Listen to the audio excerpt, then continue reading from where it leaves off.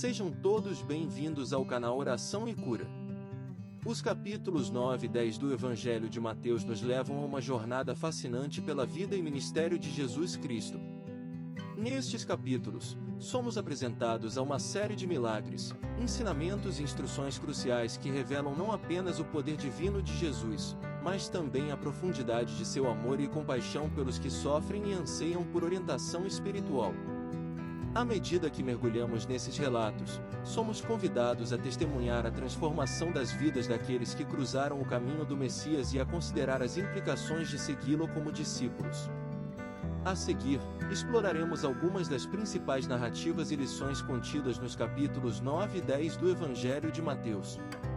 Mas antes quero convidar a se inscrever no canal, escrever um amém nos comentários e ativar as notificações para não perder nenhuma oração e passagens da Bíblia Sagrada. Nos ajude a chegar à meta de 500 inscritos. Desde já agradecemos muito.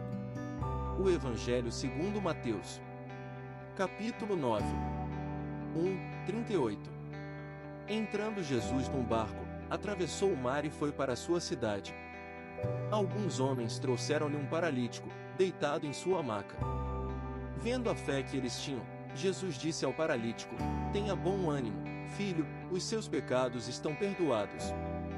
Diante disso, alguns mestres da lei disseram a si mesmos: "Este homem está blasfemando." Conhecendo Jesus seus pensamentos, disse-lhes: "Por que vocês pensam maldosamente em seu coração? Que é mais fácil dizer: os seus pecados estão perdoados, ou levante-se e ande. Mas para que vocês saibam que o Filho do Homem tem na terra autoridade para perdoar pecados, disse ao paralítico: levante-se, pegue a sua maca e vá para casa." Ele se levantou e foi. Vendo isso, a multidão ficou cheia de temor e glorificou a Deus, que dera tal autoridade aos homens. Saindo, Jesus viu um homem chamado Mateus, sentado na coletoria, e disse-lhe: "Siga-me." Mateus levantou-se e o seguiu. Estando Jesus em casa, foram comer com ele e seus discípulos muitos publicanos e pecadores. Vendo isso, os fariseus perguntaram aos discípulos dele: "Por que o mestre de vocês come com publicanos e pecadores?" Ouvindo isso, Jesus disse: "Não são os que têm saúde que precisam de médico, mas sim os doentes. Vão aprender o que significa isto: desejo misericórdia, não sacrifícios. Pois eu não vim chamar justos, mas pecadores." Então os discípulos de João vieram perguntar-lhe: "Por que nós e os fariseus jejuamos, mas os teus discípulos não?" Jesus respondeu: "Como podem os convidados do noivo ficar de luto enquanto o noivo está com eles? Virão dias quando o noivo lhes será tirado, então jejuarão. Ninguém põe remendo de pano novo em roupa velha, pois o remendo forçará a roupa, tornando pior o rasgo. Nem se põe vinho novo em vasilha de couro velha, se o fizer, a vasilha arrebentará, o vinho se derramará e a vasilha se estragará. Ao contrário, põe-se vinho novo em vasilha de couro nova, e ambos se conservam." Falava ele ainda quando um dos dirigentes da sinagoga chegou, ajoelhou-se diante dele e disse: "Minha filha acaba de morrer. Vem e impõe a tua mão sobre ela, e ela viverá." Jesus levantou-se e foi com ele, e também os seus discípulos. Nisso uma mulher que havia 12 anos vinha sofrendo de hemorragia, chegou por trás dele e tocou na borda do seu manto. Pois dizia a si mesma: "Se eu tão somente tocar em seu manto, ficarei curada." Voltando-se, Jesus a viu e disse: "Ânimo, filha, a sua fé a curou." E desde aquele instante a mulher ficou curada. Quando ele chegou à casa do dirigente da sinagoga e viu os flautistas e a multidão agitada, disse: "Saiam. A menina não está morta, mas dorme." Todos começaram a rir dele. Depois que a multidão se afastou, ele entrou e tomou a menina pela mão, e ela se levantou. A notícia deste acontecimento espalhou-se por toda aquela região. Saindo Jesus dali, 2 cegos o seguiram, clamando: "Filho de Davi, tem misericórdia de nós." Entrando ele em casa, os cegos se aproximaram, e ele lhes perguntou: "Vocês creem que eu sou capaz de fazer isso?" Eles responderam: "Sim, Senhor." E ele, tocando nos olhos deles, disse: que seja feito segundo a fé que vocês têm. E a visão deles foi restaurada. Então Jesus os advertiu severamente: cuidem para que ninguém saiba disso. Eles, porém, saíram e espalharam a notícia por toda aquela região. Enquanto eles se retiravam, foi levado a Jesus um homem endemoniado que não podia falar. Quando o demônio foi expulso, o mudo começou a falar. A multidão ficou admirada e disse: nunca se viu nada parecido em Israel.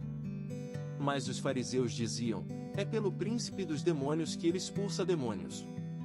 Jesus ia passando por todas as cidades e povoados, ensinando nas sinagogas, pregando as boas novas do reino e curando todas as enfermidades e doenças. Ao ver as multidões, teve compaixão delas, porque estavam aflitas e desamparadas, como ovelhas sem pastor. Então disse aos seus discípulos: a colheita é grande, mas os trabalhadores são poucos. Peçam, pois, ao Senhor da colheita que envie trabalhadores para a sua colheita. Capítulo 10. 42.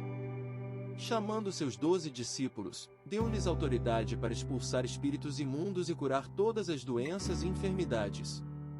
Estes são os nomes dos 12 apóstolos: primeiro, Simão, chamado Pedro, e André, seu irmão, Tiago, filho de Zebedeu, e João, seu irmão, Filipe e Bartolomeu, Tomé e Mateus, o publicano, Tiago, filho de Alfeu, e Tadeu, Simão, o Zelote, e Judas Iscariotes, que o traiu.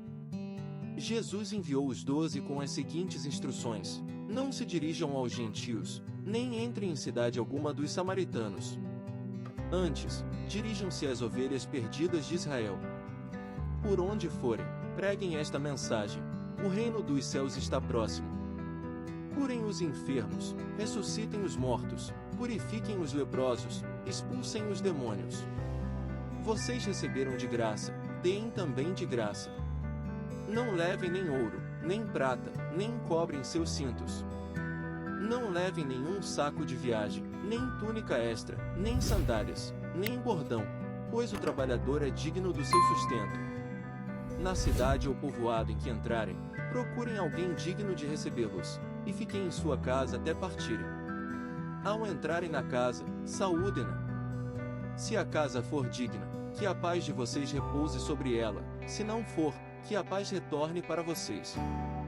Se alguém não os receber nem ouvir suas palavras, sacudam a poeira dos pés quando saírem daquela casa ou cidade. Eu digo a verdade: no dia do juízo haverá menor rigor para Sodoma e Gomorra do que para aquela cidade. Eu os estou enviando como ovelhas no meio de lobos.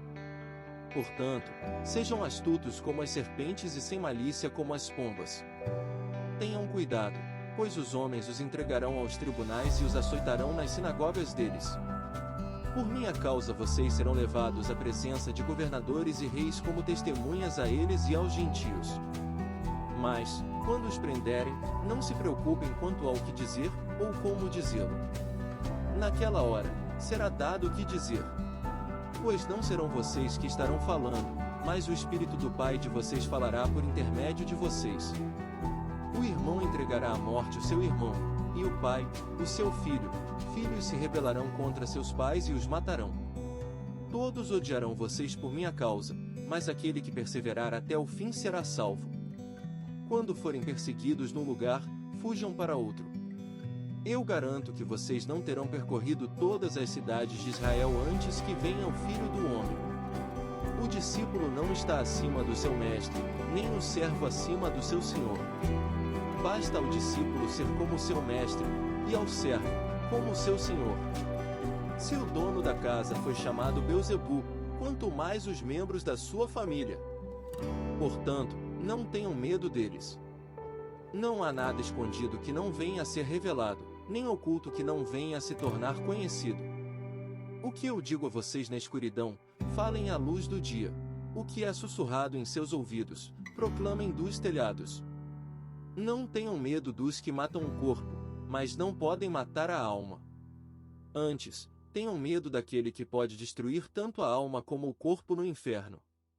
Não se vendem 2 pardais por uma moedinha? Contudo, nenhum deles cai no chão sem o consentimento do Pai de vocês. Até os cabelos da cabeça de vocês estão todos contados. Portanto, não tenham medo, vocês valem mais do que muitos pardais. Quem, pois, me confessar diante dos homens, eu também o confessarei diante do meu Pai que está nos céus. Mas aquele que me negar diante dos homens, eu também o negarei diante do meu Pai que está nos céus. Não pensem que vim trazer paz à terra, não vim trazer paz, mas espada. Pois eu vim para fazer que o homem fique contra seu pai, a filha contra sua mãe, a nora contra sua sogra. Os inimigos do homem serão os da sua própria família. Quem ama seu pai ou sua mãe mais do que a mim não é digno de mim. Quem ama seu filho ou sua filha mais do que a mim não é digno de mim. E quem não toma a sua cruz e não me segue, não é digno de mim. Quem acha a sua vida perderá, e quem perde a sua vida por minha causa a encontrará. Quem recebe vocês, recebe a mim, e quem me recebe, recebe aquele que me enviou. Quem recebe um profeta, porque ele é profeta, receberá a recompensa de profeta, e quem recebe um justo, porque ele é justo, receberá a recompensa de justo. E, se alguém der mesmo que seja apenas um copo de água fria a um destes pequeninos, porque ele é meu discípulo, eu asseguro que não perderá a sua recompensa. Amém. Os capítulos 9 e 10 do Evangelho de Mateus nos apresentam uma imagem vívida do ministério terreno de Jesus Cristo. Neles, vemos o Salvador curando os doentes, restaurando a vida espiritual de pecadores arrependidos e instruindo seus discípulos a espalhar a mensagem do Reino de Deus. Por meio dessas histórias inspiradoras, somos lembrados do poder transformador da fé em Jesus, que é capaz de curar não apenas nossos corpos, mas também nossas almas. Além disso, os capítulos 9 e 10 nos convocam a ser discípulos dedicados de Cristo, dispostos a seguir seu chamado, mesmo que isso signifique enfrentar desafios e adversidades. Somos lembrados de que o discipulado envolve sacrifício e fidelidade, mas também oferece a promessa de uma recompensa eterna no reino dos céus. À medida que concluímos nossa exploração desses capítulos, somos convidados a refletir sobre nossa própria jornada espiritual e nosso compromisso com o Senhor. Podemos encontrar inspiração e encorajamento na história daqueles que seguiram Jesus com fé inabalável e dedicação sincera. Que possamos, como discípulos de Cristo, buscar seu reino acima de tudo e compartilhar seu amor e graça com o mundo ao nosso redor.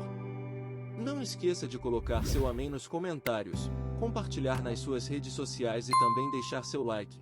Isso vai ajudar muito nosso canal e nos incentivar a cada dia a postar mais vídeos para você. Fiquem todos com Deus.